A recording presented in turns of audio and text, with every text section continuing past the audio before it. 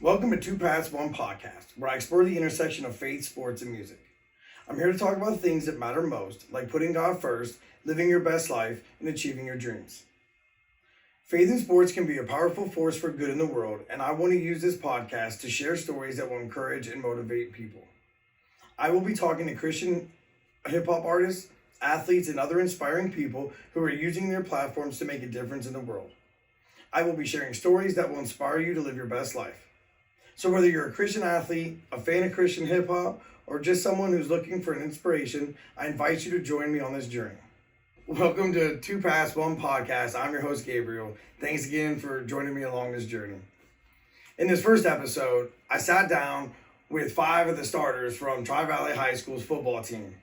It was an absolute amazing interview. I had never conducted a group interview before, so I wasn't sure how it was going to work out. I did edit a few things out, but without further ado, I'm just going to play the raw video so you guys can see and hear how they come together and get ready for the season. Thanks again for joining me. What is your favorite thing about playing football? We're just talking about this. I still ain't got nothing. Friday nights, we walk out, and the stands are packed, band's crazy. And it's like when you're there at practice and everything's empty versus that night, everything, completely different. I'd just say, being with the guys, everyone gets along, everyone has fun. Obviously, like he said, Friday nights are just different from practice and anything I've been a part of, so I'd say that. I would say mine is just coming out of the locker room and seeing the jack pack and just that first drive, it really gets some momentum going and you're excited. Yeah, kind of like how they said, coming out of the locker room on Friday nights is just a different feeling. There's nothing like it. And especially when you're playing a bigger team, a good team, you just gotta, it's just a different feeling. I like playing with the guys that I spend the whole summer with. So, I wouldn't really want to play with anybody else in the NBA besides that. Second question, what is your least favorite thing about playing football? Well, my least favorite thing about football, that's comes a lot quicker than my favorite thing about football. My least favorite thing about football, definitely NDD, getting hit in the head again and again and again, and then jumping in the form wreck and having to think about where to go. But, besides that, nothing stands out that much. Just kind of like football. I put so much time into it to not like it. And, yeah. I'd say just the time commitment, but that's not a big deal because you're with your guys and everyone else is doing it. So, that's pretty much it for me. Everything else is good. I would say mine, I'd probably go with Drake too, NDD. You don't stop the whole time. You're constantly doing stuff. You don't quit moving and it just gets your body tired. And then definitely, I would say the sprints after practice. That gets us on. Relay 40s. They're a tradition around here and they get tiring. Yeah, like Ashley said, the only thing I hate about football, I love football, I've been playing my whole life, but the only thing I hate is conditioning. I'm always gassed at the end of practice. I hate bear girls. That's definitely going to have to be mine. I can't. After I condition, I don't want to do nothing else. And then when I do something else after, it just makes it that much worse because I'm tired. Yeah, I hear that. What is your why? Why do you put yourself through what you do? I put myself through what I do because I know at the end of the day, not everybody else is doing it. You know what I mean? Just being the one out of 50 guys in the school or 60 guys in the school that are doing this every single day. It gives you confidence boost. Kind of helps the ego a little bit. Right. That's about it. I'd say my why is not a lot of people could have the chance to play at the next level, and obviously that's been my dream since I was young. Basketball, football, doesn't matter. But this, like I said, not a lot of people get to have that chance, and that opportunity would be amazing. And for my teammates, work out every day with them. Teammates are really my why too. I would say my why is probably just because it's in the long run too. It's not just about the game of football. It's about what your coaches put you through to have to deal with in life. it's not all about just playing the game of football. It's through the life game too. My why would definitely be my teammates and playing at the next level. My teammates are showing up every day, so they expect the same thing from me. And when you're showing up every day, it's showing your teammates they can put trust in you, and that's how we're gonna win games. Yeah, same thing. I do because my teammates, and I don't want to look 20 years from now and wonder, oh, I should have played, you know what I mean? And I want to get the best out of myself in high school that I know I possibly can. That was awesome. That's a good answer. Here's the tough question. What do you do when you want to quit? I say a couple words in my head, usually is where it starts, and it's usually during running, is what I'm thinking, or that night when the head's pounding, but usually when I wake up, it all is kind of better, I guess, and all those thoughts about wanting to quit go away. And it's not really, like, it's something you don't say out loud either. I'm never saying I want to quit, but I'm definitely thinking in my head a couple times throughout practice, but yeah, I mean, I can't quit on my team either, because I know they ain't quitting, like what they was talking about earlier. Yeah, when I get that space where I feel sorry for myself or anything like that, I just think my teammates think of all the time I've put into the sport, and yeah, I mean, I don't, like Drake said, I would never say out loud that I want to quit or I would never quit, but yeah, I just think my teammates and find that dark spot in my head, like Coach Weiss always says, put me through it. I would say mine is, I don't really ever just sit there and think like, wow, I should just quit. But like, there's definitely times when it's going through my head like, why? Why do I do this? And you just gotta tell yourself, you just gotta keep pushing through it. You gotta keep saying, you can do better, you can do better. You do it, and then you just gotta think of Coach Cameron. Gives him big speeches to you about you can go so much farther than you really think you can. And you just have to keep telling yourself you can go farther. That was mine. There's definitely times where I've thought to myself like, why do I put myself through this? And then I think about the Friday nights and being out there with the guys again, and it's just fun doing it every even being there to practice every day. There's fun parts, there's obviously hard parts, but it's something we know we gotta do to get to win games. What I say, there's no point in quitting if you're already this far, so why do all that stuff in the summer just to quit, you know what I mean? And I think a big reason why I also don't want to quit, I mean, I'm not getting anything good out of myself by quitting and going home, you know what I mean? I'm going to be able to get the most out of myself and my teammates by staying there, and you know what I mean? Showing up on time, not sleeping in the Church camp. He grew up. I mean, he grew up. We've had some mental toughness days where it's like, you think that like you're done, not even halfway through, and it just keeps on going and going and going and going. We had one day, we did a circuit, like, remember that day we did 20-minute stations. 5 20-minute stations. Oh my. And then we conditioned after. Yeah. I mean, Before and after, I think. yeah. And then like I said, you got Coach Cameron, he's just sitting there. And we had to do these plate holds. You either hold it above your head or out in front of you. And he sat there and he did it with 4 stations, back to back to back. And then he went to the plank station. It's just stuff like that. If that don't get you going, I don't know what can. Right. What role does your faith play in preparation for football, if any? I guess, especially during defense, at my position, linebacker, if I'm not hitting backside gaps or if I'm not fitting over the edge, like then it just ruins the entire defense. I guess so. I have to have faith in myself and faith in the teammates to carry and do their role. You know what I mean? Because if they don't, then our defense isn't gonna hold up much. And coach says, "Ben, don't break." So you just got faith to not break the entire game, honestly.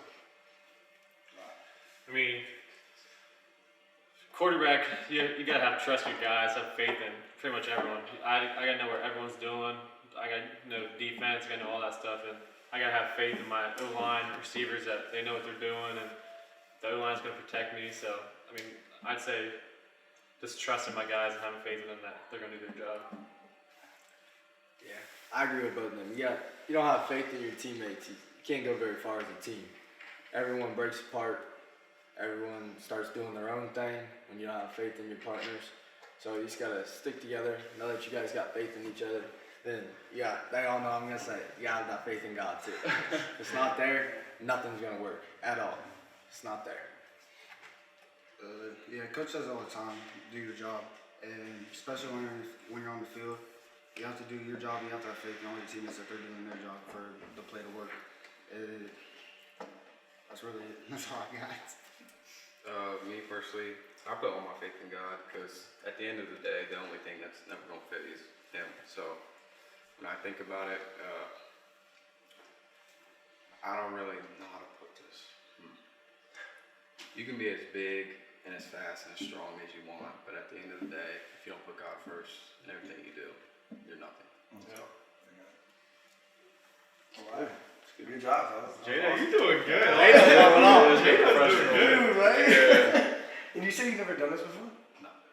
This is usually how it comes with I'm everything just- this kid does. yeah. Really? Okay. You know, I mean, he just does it. All right. Bill gets paid. How do you deal with challenges or setbacks on the field or in the classroom? Whichever part you guys want to speak to. Also, challenges in the classroom. Challenges in the classroom, especially with football. I know if I want to play, I have to do the work. I have to put in more work. I can't like fail a test or not do assignments if I want to play football. And I think that's one of the better things about playing football for Tri-Valley is our coaches are all in the school everywhere, so it helps a lot being surrounded by all of them.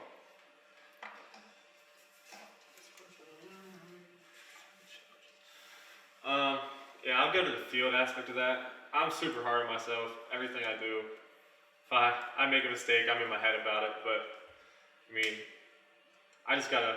If I make a mistake, I know I gotta do better. I know I'll fix it, and I know the guys will always have trust in me no matter what. So I just think of that, and that's how I handle it pretty much. I'll start mine with the classroom because I'm not the brightest. But the way high school is anymore, you turn your work in, you get through class.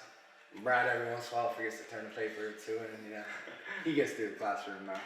But yeah, I'm not the brightest. But then on the field too, you just gotta deal with whatever happens. You just gotta push through it, and you can't sit there and think about everything that just happened. You have a bad play. You can't just sit there and dwell on the past on it. You just gotta move forward, keep working through it, and just do your best you can do. Yeah, kind of like going off of that, in the classroom and on the field, say you have a bad test, or have a bad play on the field, you just gotta have short-term memory and just think about next play, and that's really it. Yeah, I think the same thing. I think if you got a short-term memory, that's one of the most valuable things you can have being an athlete, you know, rather than thinking about, I fumbled such and such last week. You know, you just need to be worried about this week and what you have on moving forward. It's crazy you bring up the fumble thing. It's like you've done that a time or two.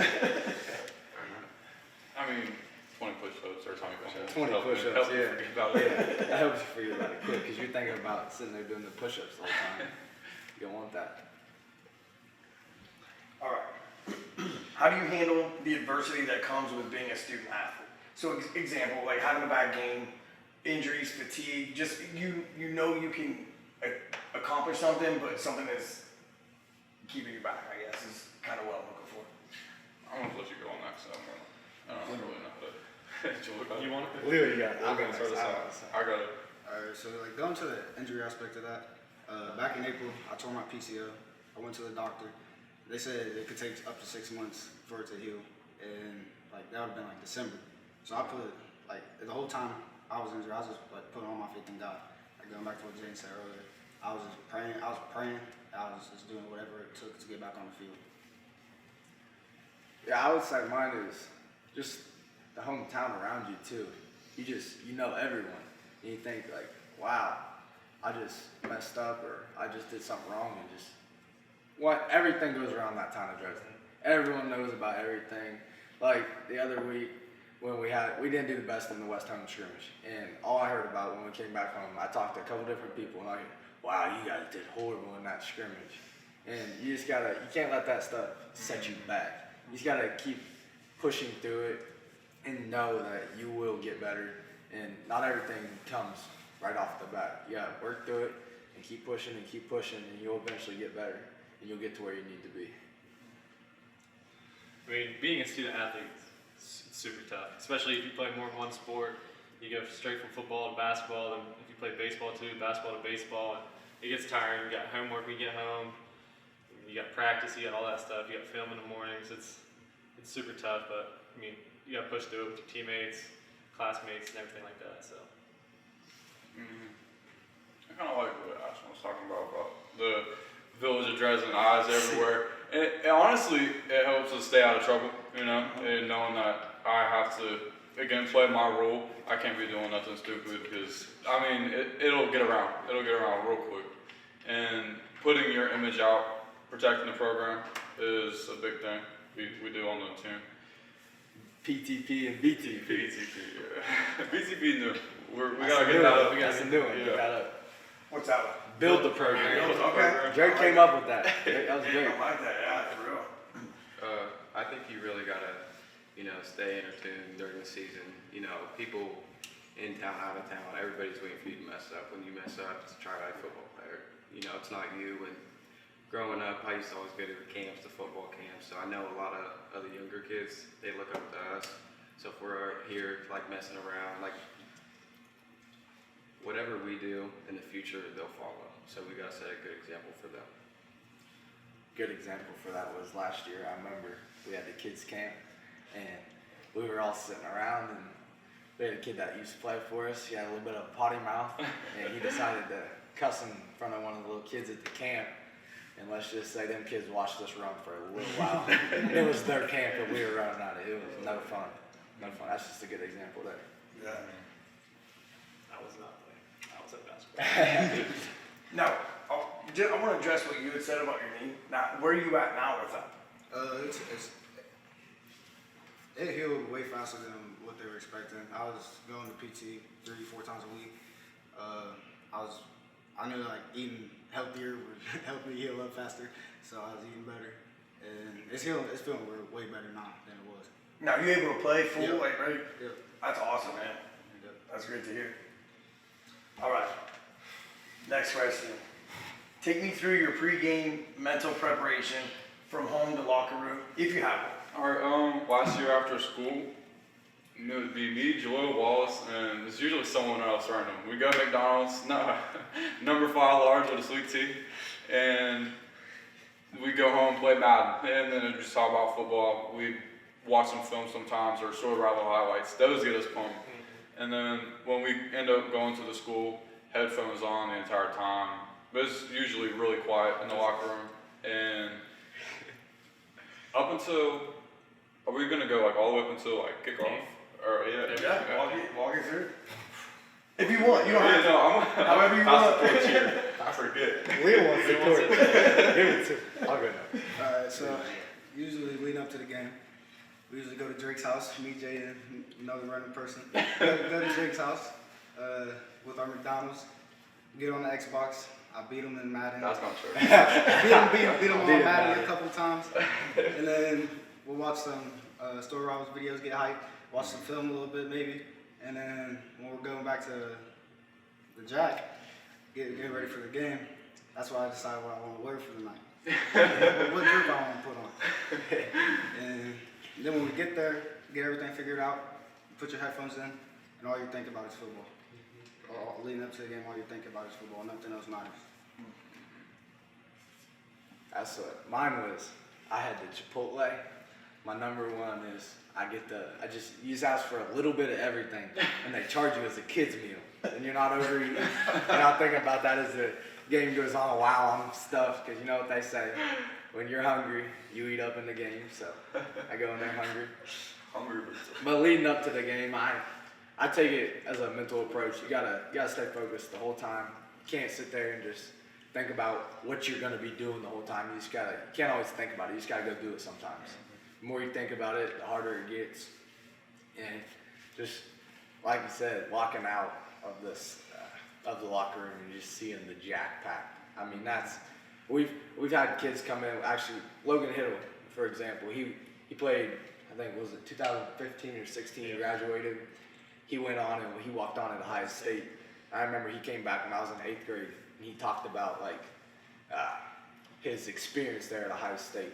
And he said he would give everything he had to just come back and walk out of the Jack one more time. He said, you know everyone in the stands. And he said, when you're at Ohio State, yes, it's awesome walking out on the field. He said hundreds of thousands of people, but he said, you don't know anyone. He said, everyone's strangers to you. He said, but walking out onto the Jack, he said, you know everyone, you know everyone's watching you that night. And it's just a big momentum thing. Cool chills. I get a Chipotle. I eat half a double wrap burrito, mix half Sprite, half lemonade. Don't lie. Then I go home. He eats the whole burrito. No, I eat half of it. I eat the rest after Roosters. But I go after that. Go home. Get what I'm wearing for that night. I usually play some like some little. It's either country music or some female singers. Just because if I play rap or something like that, I just get more nervous. So that like calms me down a little bit. And then we get there. We got walkthrough. And then we got special teams, and then we got position meetings. I can see you dancing to Beyonce. And then we go back in the locker room, and then everyone's got to be quiet. We all put our headphones in. I watch highlights, get myself a little bit confident, and then we go out there and get ready for the game. I gotta McDonald's. I spend like $30. No, you don't. No, he's lying. Me and Drake We buy it every time. Okay, but He spends their $30. I get like probably like 5 or 6 McChicken. And He's then not lying. And then a large fry and sweet tea. I eat a lot, but I'm still hungry. But yeah, and fry. But I get back to the locker room. I like listening to rap. I don't know. It's more like that's kind of my job. Rap is like hard hitting, like you know what I mean. Like, and that's what I gotta go out there and do. Like, I'm not a quarterback or a receiver. I have to run through people. That has to be my job. So I feel like that gets me ready and go through and like recite the plays through my head. You know, just don't want to mess anything up while I'm out there. So I just make sure I'm locked in by the time it's 7 o'clock. And a big one that we do too, you can't forget about it, is we always have the Lord's Prayer. Before every game, we all walk in there, we all take a knee, and we all touch each other on the shoulder. And it all starts with the Lord's Prayer. As soon as that's done, it's a let's go. It's game time. All eyes are on the field, you're locked in the whole time, but you gotta make sure you get the prayer in there. All right. Man, I just want to tell you guys, y'all are crushing it. I mean, I'm dead serious, man. You guys have awesome answers. Appreciate it. All right. For those of you that have had college visits, take a minute and describe that in a way of like the good, bad, the ugly. Or if you want to address anything about that. Yeah. Well, me, Jade, and Chris went to Toledo last year for a spring game, and that was kind of all of our first taste of going somewhere and looking to see what they got. And I think that was a cool experience, especially being with my friends. And I mean, it was super cool. We got to watch their spring game. We got to take a little tour through it, and that was super fun. And then I went to Purdue a couple weeks ago, and that was just a different beast. I mean, facilities, all that stuff there is just super, super cool. It's crazy. Compared to high school, you got all these massive dudes walking around. Facilities are crazy. They're black and gold. Everything was gold. Got to meet the coaches, got to talk to them. It was a cool experience. Leo, you've been to a couple games too. Talk about it too. I think when you go on visits, it can be the most influential thing that can happen to you, or it can be the most humbling. Because you go there, you might be one of the best players in the NBL, but you go there, there's 100 of you. Dudes all over the world. You know what I mean? I think it's a reality check for a lot of people. So, me personally, I thought I'm fast. Okay, I go to Toledo, everybody's as fast as me, if not faster. You know what I mean? So, me, that just makes me want to work harder and get to the level that they are.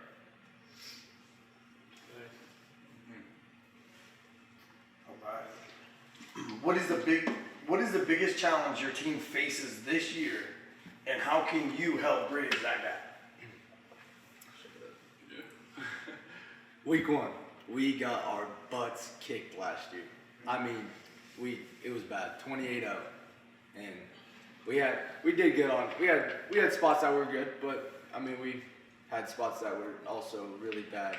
So I feel like that gives us a huge challenge week 1. Obviously, there's other weeks that we're looking forward to that are big challenges, but I think the main one is week 1. We want to get a win if we can, but if not, put up good scores. Good scores for people to see, good things on film for people to see. That way we look like the team that we can really be. But like Coach always says, you're not playing your best football at the beginning of the year. And they don't want you to be playing your best football at the beginning of the year, but they want you to play the best football you can play at that time of the year and build on from that. Like he said, week 1, we want respect. We didn't gain any respect last year.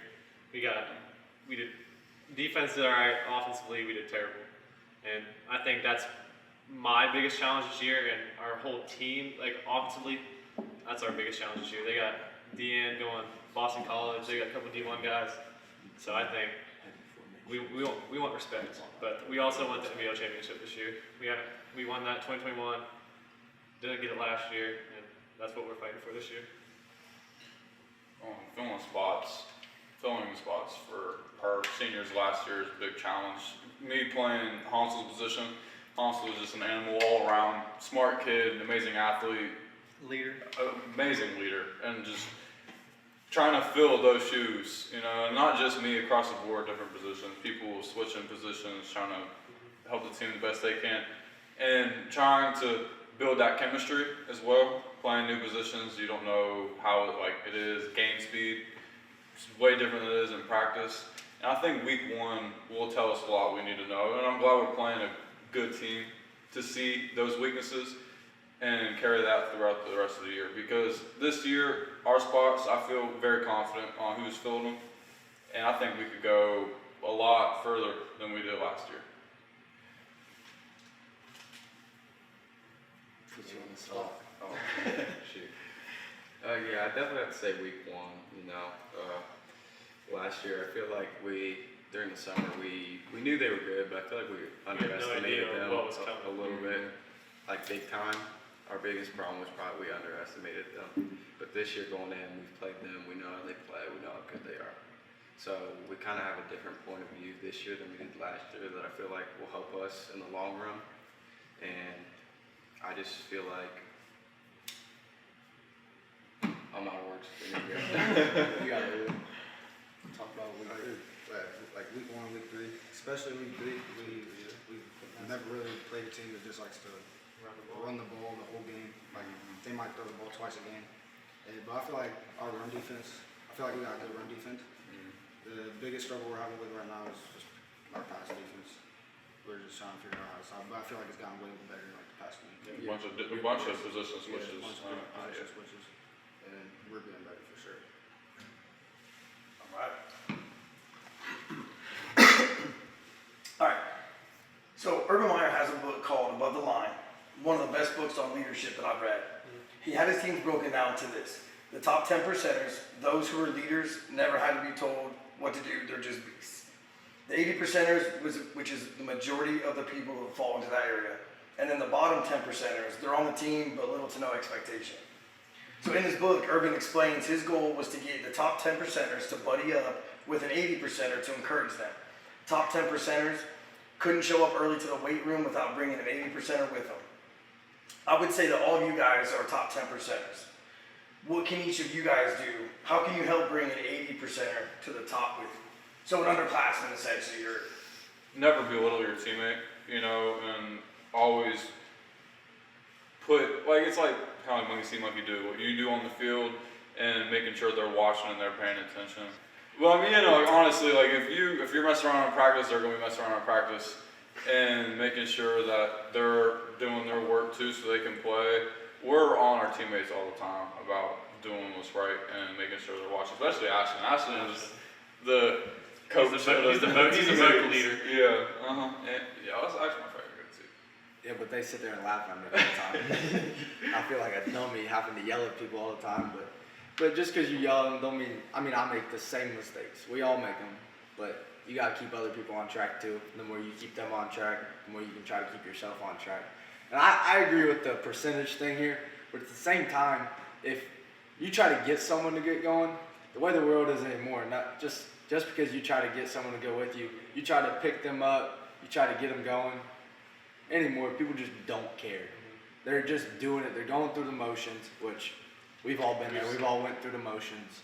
So just because you're trying to get them to go with you, do the things you do, follow you as you're the leader, doesn't mean they're actually going to do it. They might seem like they're there, they're following you, but they're being complacent with what they're doing, and they're just staying on the same track, doing the same motion after and after and after again.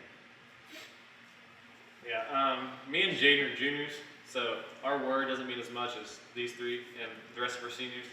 So for us, it's kind of like we're not going to be the vocal leaders, but we got to lead by example. We got to do the right things on and out, off the field, practice hard, work our butts off, and hopefully that can bring them up with us.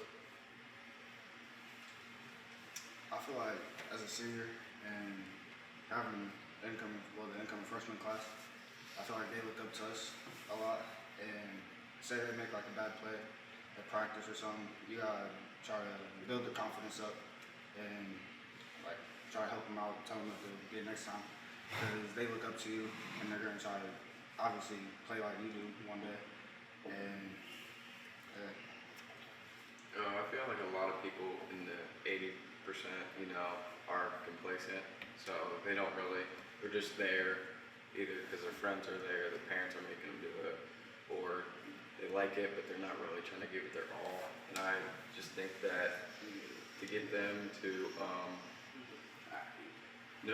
it doesn't matter what I do or how I do it. The only way that you could get 80% or like, say we are all in the 10% and I'm taking 80%er and taking them through our routine, like what we do on our daily basis. Nobody can take them to 10 like themselves. Like it doesn't matter what I do.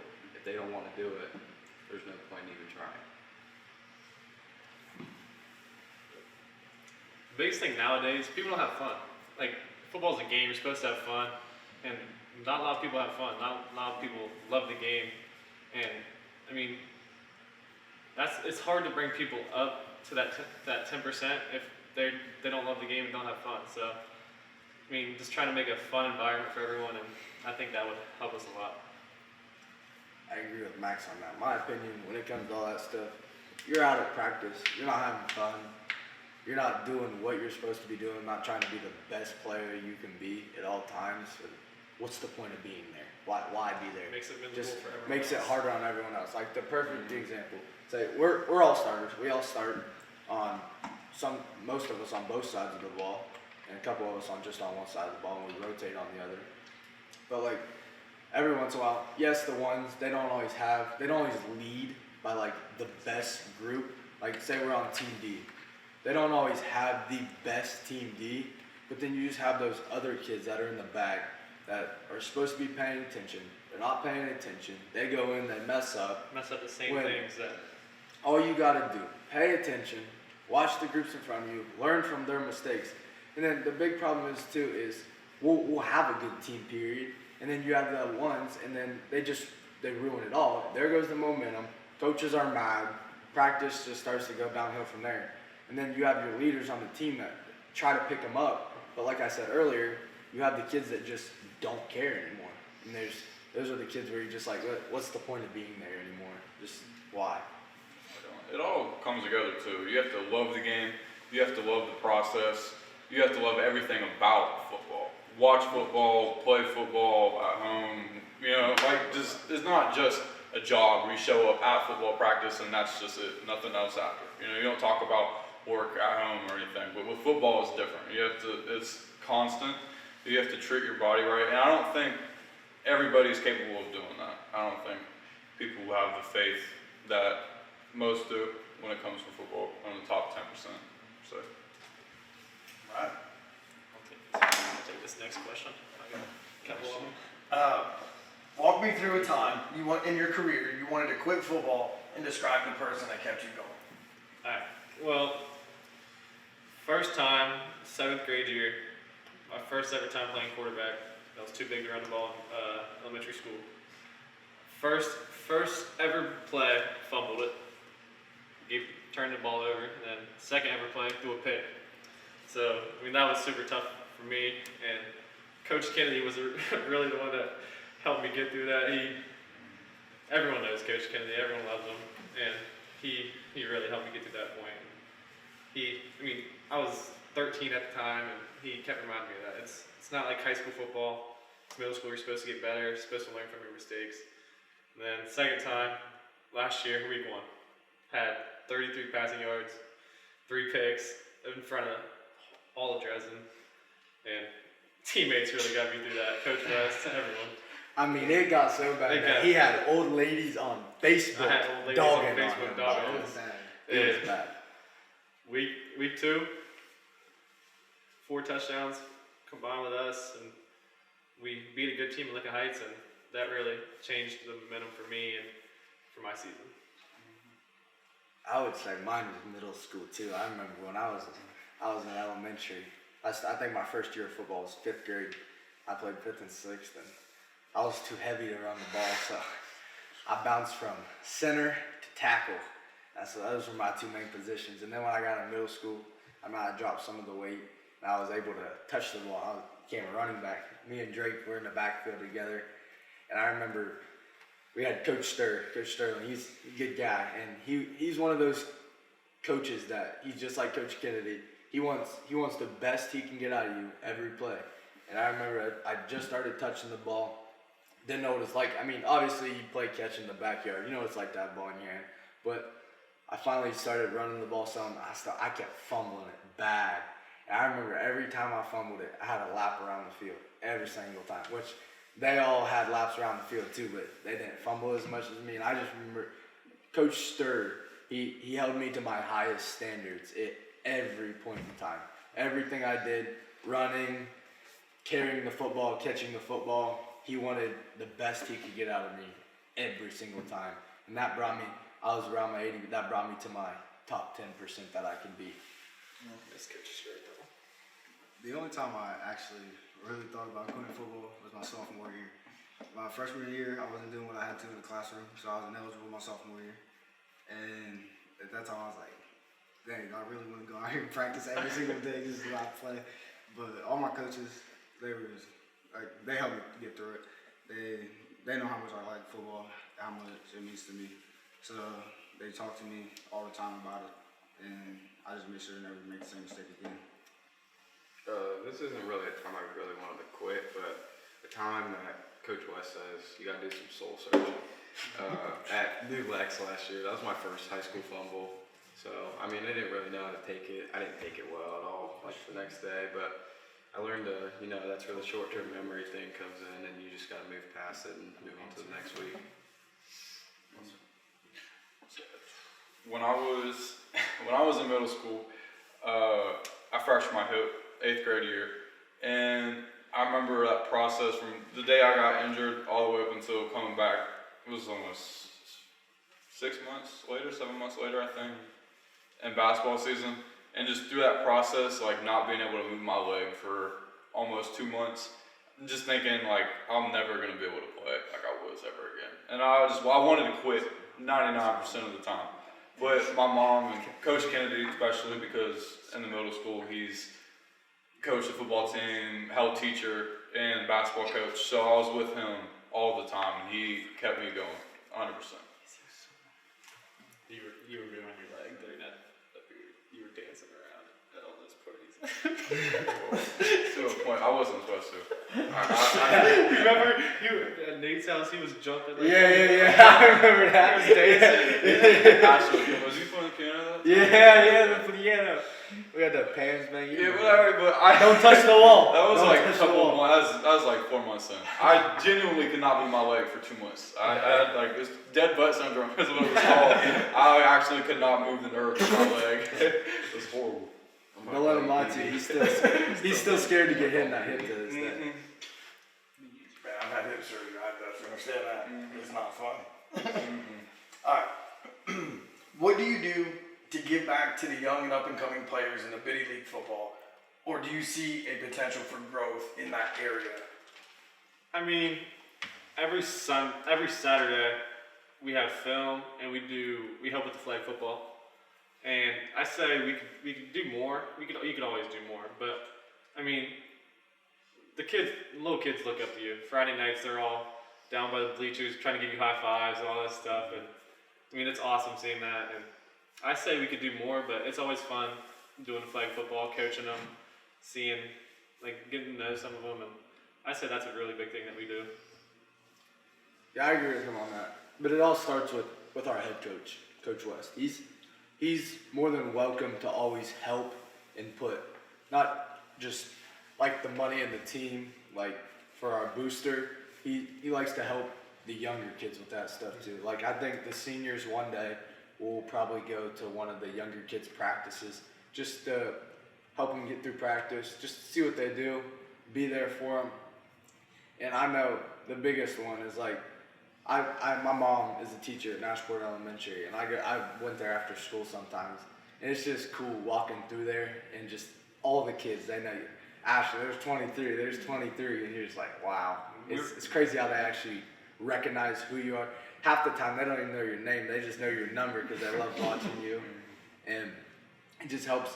But like I said, Coach West, he puts time into the young kids too. He's not all about my team, my team, my team. It's all of us. We're all a team. The young kids to us. Like our first couple practices and camps of the year, we had the young kids coach.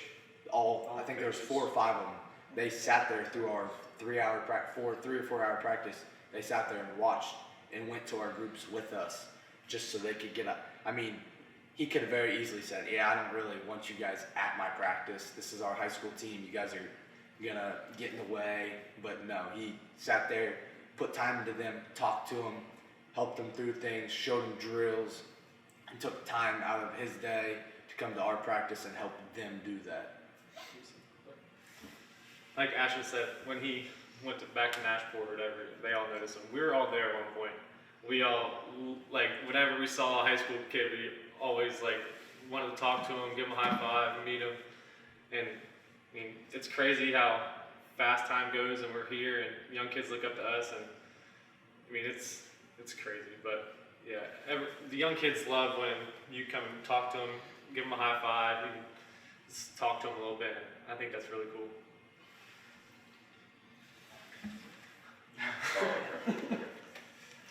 Back in like 2017, I think I was in 5th grade, went to the camp that we have every summer. I talked to Jake McLaughlin. I just thought that was like the coolest thing in the world.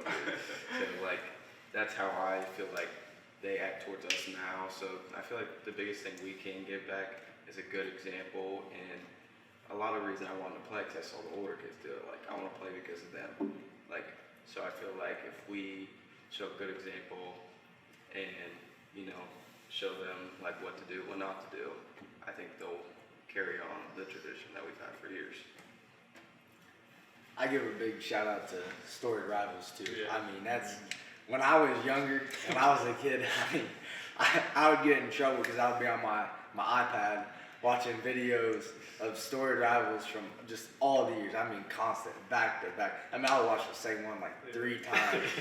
It's just cool that they can use their stuff to promote high school athletes and be able to let like little kids like that be able to watch all clean videos and stuff like that, to be able to let the kids watch those. And I mean, I look forward to watching those every week they came out, and I still do. We just had one come out I think a week or 2 ago, and I've watched it probably 4 or 5 times already. Still watch those things every day, all day. Yeah, like 2 weeks ago, I was in Sam's Club with my grandma. We was just shopping, and I had a Tri-Valley shirt on. And there's like a group of little kids with their parents, and they came up to me and said, "That's number 6." I was like, "Yeah." And it feels good, like when like younger kids come up to you and like you've never met them, but they know who you are, and just talking to them, it's just a good feeling. Good. All right, this is the last question. How you guys feeling? Good. All right, almost done. All right. Who is your biggest inspiration and why?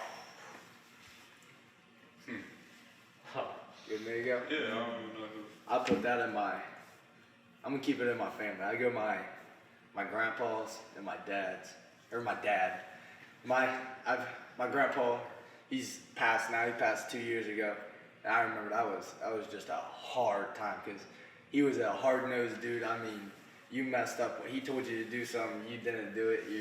You know you didn't do it. I can tell you that. And I just always looked up to him. And then my dad.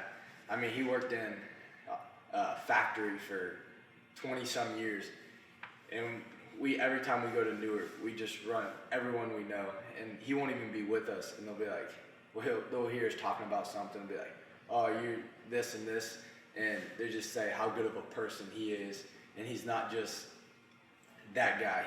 Everyone knows him to be a nice guy, and I just he's a great dad, great with us kids.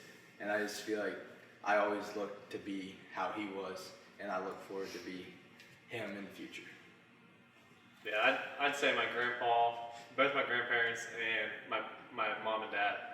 Both my grandparents didn't come from a lot, and they've built their life and became successful people. My one he worked for the bank, and then my other is still in the insurance agency. And my parents, obviously, they put so much time and money and effort into me and my brothers, and to help us be as successful as we can, and I just hope to be as good of a parent as they are.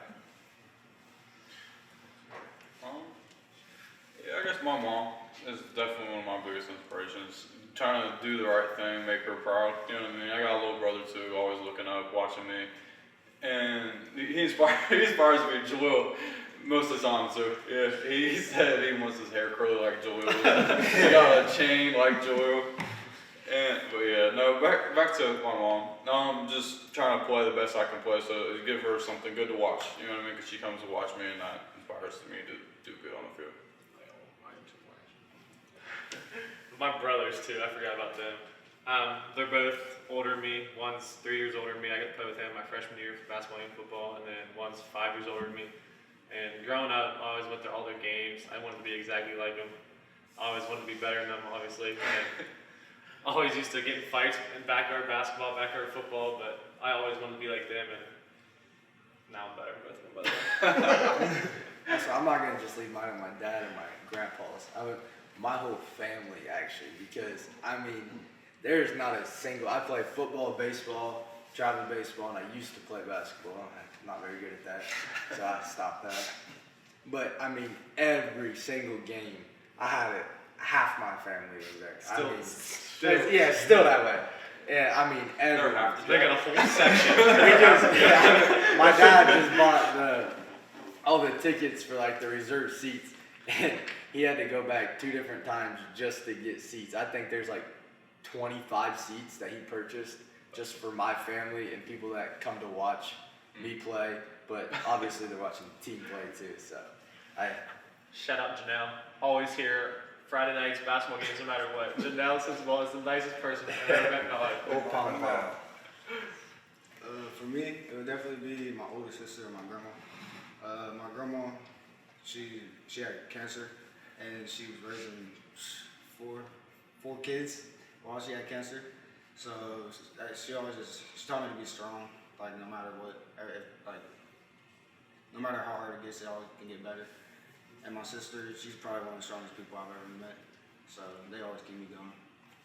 I'd probably say my mom, my grandma. You know, like there's adversity on the field and there's adversity in real life, and just my mom and my grandma being able to show me like what that is compared to the field.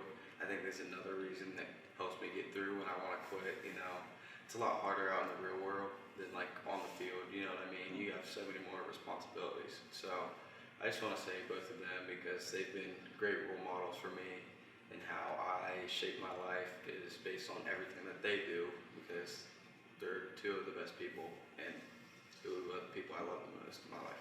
So. Sir. All right, this is your guys' opportunity. If you got anything else you want to add, you want to shout out or anything? We got shout out Coach West. Shout out Coach West. Shout out Coach West. Marty Bice. Shout out Marty We Bice. got to shout out all the coaches. Shout out Coach Cameron. You go. Shout out Serge, shout out Big Bertha, Big Bird. Marty, yeah, Serge. Serge, yeah. Those are our tackling numbers, by the way. This Big Bertha is a sled, so no, I don't know nothing too crazy, but yeah. And yeah, shout out Coach West, of course. Shout out Coach West, Don, Coach McGee. Coolest dude I've ever met. Yeah, Big Don. But shout out to our touchdown club too. Yeah. I mean, they're Do a the lot reason for us. we got Serge and Bertha. I mean, they purchased so much for us, and you got. I mean, we Sick have heat on- jerseys. yeah, our jerseys, and our heat on the field is. I mean, we got a nice field, nice facility. Just shout out to them. I want to shout out Coach Cameron. Coach Cameron. Coach Cameron is like one of the most. I don't know. It's like he can get you going no matter what. He's like another very inspirational person, and also Coach West, of course. Shout out Coach West and Marty Bice. Coach Bice, he may, some stuff may come off like he's mad at you, but at the end of the day, he means well. So that's what I take Tough from that. dude. He is a tough dude. Yeah, dude.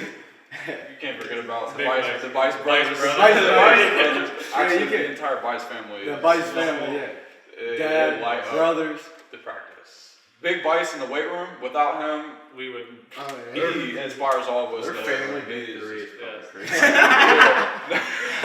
We'll be lifting and like our strongest our lineman be benching and Coach Bice Walker. He comes up, Red curls Hook. it. Yeah. Coach Jones, welcome back. Coach Jones, welcome back from Zanesville. He knew he needed to get back home. That's running back. Yeah. Yeah. History. Used to be good players. They all used to be good players for Tri Valley. They all went here. And big shout out to Mr. P. Mr. P. Peebo, trainer. Can't get my ankle spatted without him. So shout out to him too. That's it. All right, that's Good. it. That's a wrap.